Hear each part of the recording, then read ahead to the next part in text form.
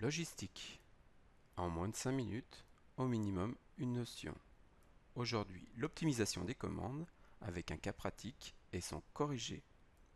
Il vous faut une calculatrice, un surligneur, des feuilles de brouillon, toujours un regard attentif sur les différents documents proposés et redoubler de vigilance lorsque cette petite animation apparaîtra. Voici l'énoncé. Il vous faut déterminer la quantité optimale à commander, proposer à votre responsable une solution et justifier votre réponse. Voici le tableau. Faites un arrêt sur image pour avoir une lecture plus précise. On débute. Alors, on vous demandait de déterminer tout d'abord le prix unitaire net. Vous aviez ici le prix unitaire brut, ici une remise de 4%, deux possibilités de calcul, deux méthodes. Je préfère la première. 4% de remise, j'enlève 4 à 100, on obtient 96. Donc le prix unitaire net représente 96% du prix unitaire brut, c'est-à-dire 0,816. Pour le coût de possession du stock, la formule était ici. Il suffit d'appliquer. P, c'était la prévision de consommation.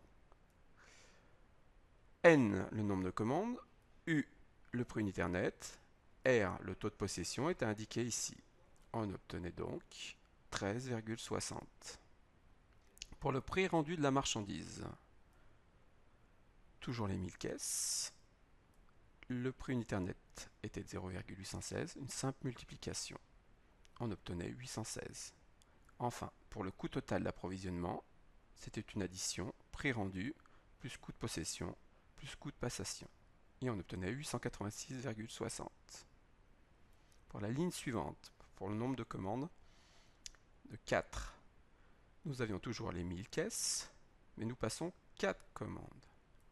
Donc une simple division, 1000 divisé par 4, on obtenait 250. Je vais aller un peu vite maintenant, puisque le principe est le même que pour les lignes précédentes. Donc, pour ceux qui ont des difficultés, reprenez la ligne pour 3 commandes et les calculs sont identiques. 3 questions. Le nombre de commandes à passer chaque année. Donc, 5 possibilités. La première, on obtenait un coût total de 849,03, qui était le coût le plus faible, donc le plus intéressant pour nous.